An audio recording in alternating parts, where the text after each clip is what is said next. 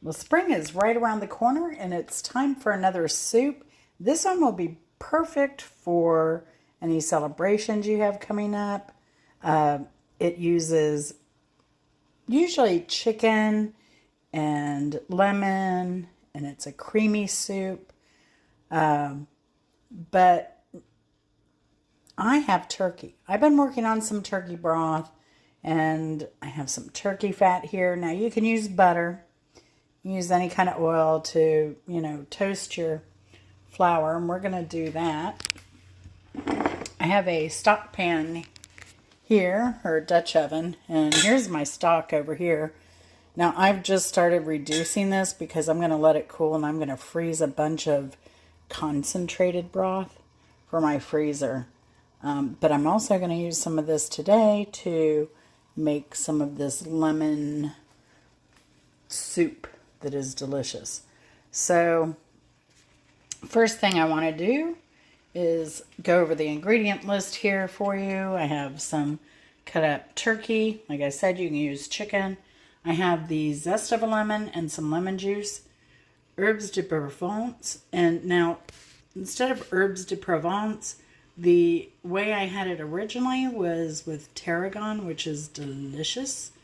And half and half. I have here, I may add some milk to this. I don't know yet. And then, of course, some flour as our thickener since it is a cream soup. You can use cornstarch, I guess, if you like. But this is what I'm doing today. So let's get started here. So I'm starting with a couple knobs of that chicken or turkey fat.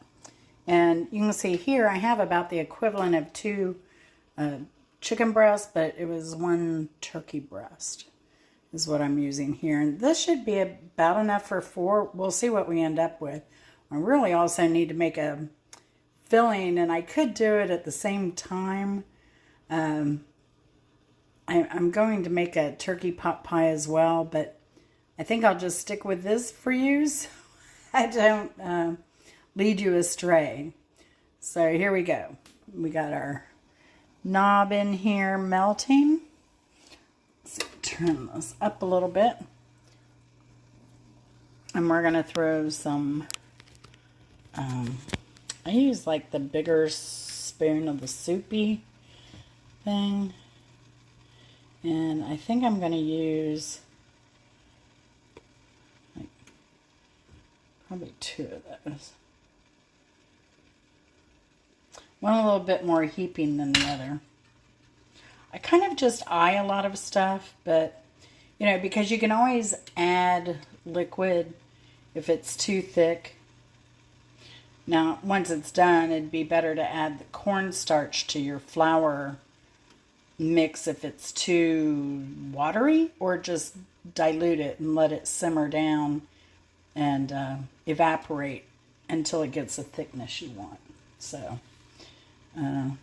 let's get our whisk here.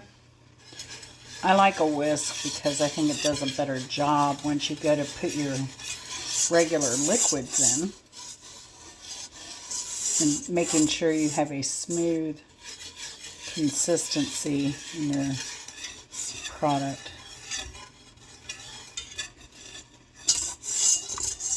Sorry about that. I'm going to get my silicone whisk.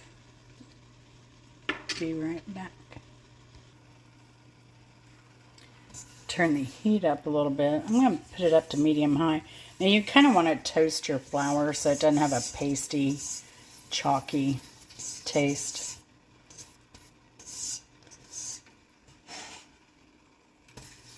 And, when you make cookies or whatever, it's not so much the eggs that are a danger, it's the flour. It can get salmonella really quickly, especially old flour. So, we were going to boil it anyway. I said be safe, but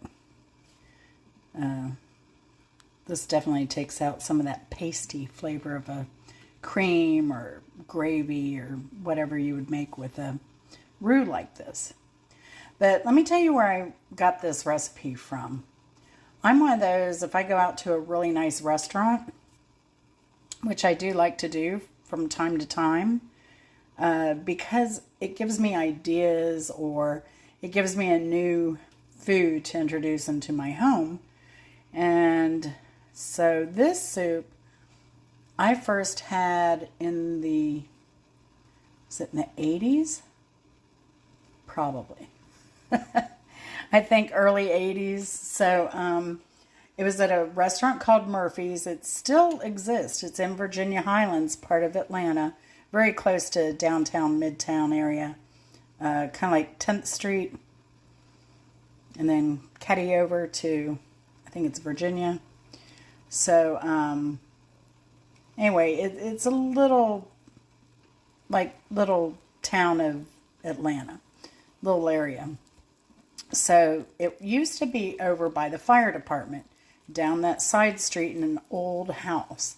And oftentimes there was, oftentimes there was always a line out the door. And so it was always so full. I always ended up on the back porch every time I went there, ironically. And so this soup they were notorious for. And we would call ahead to see if it was being served for Sunday brunch. A lot of times after being out the clubs all night. So me and my friends would go and enjoy a nice brunch. But that's kind of what I do. I just love good food. And there are several dishes from Murphy's restaurant that I make at home. I should do my other one. It's a chicken polenta dish that is really, really good. A nice balance of textures and flavors. So I'll have to make that for you sometime. But yeah, getting back to this, it should be pretty simple. Now, like I said, normally you get tarragon. I ordered tarragon for this dish, and I may or may not get it, but I should know. Actually, by now, Walmart usually says, oh yeah, you're getting it or you're not. So, you shall see. But I'm just going to use the Herbs de Provence. And what is in Herbs de Provence, you may ask? Lavender, believe it or not. Marjoram, thyme, oregano, and actually some tarragon. So I'm going to put some of the broth over here. I'm just ladling it in a little bit at a time. Mix that in. I'm going to take it off the heat real quick.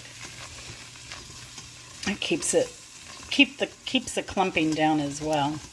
You can see it's already turning into, it looks like mashed potatoes. So you want to stir it really well and get this. I like to smooth this out before I add any more liquid. Just keep adding a little bit at a time. I'll move this closer so I don't drip. I don't want to lose any of that good broth.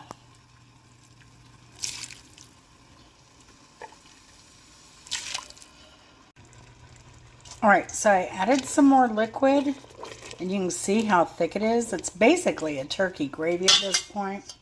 I'm going to turn it down on low. I'm going to add some of this half and half. I'm going to add the turkey in. There we go. And we're going to stir. Let's see how everything is. We're going to add some more. You can add milk or just half and half. I need to use this. I got it for the asparagus, and it will be expiring soon. So I'm happy to just use it all. And then basically put whatever seasoning you'd like in there. And then we're going to add the lemon juice in there. And it is just that easy. There we go. And let me know if you make this meal and what you think of it. I know it's going to be delicious because I've had it several times since the 80s. And like I said, it's great for large gatherings or special occasions or even the weekend. So enjoy. Let me know if you try it. Thanks for watching. We'll see you later. All right, after 20 minutes, it is ready to serve. Tonight, I'm going to serve this wonderful soup with tomato sandwiches, and I made some sun-dried tomato hummus, and we're going to have some vegetables with it. Thanks for watching. Take care.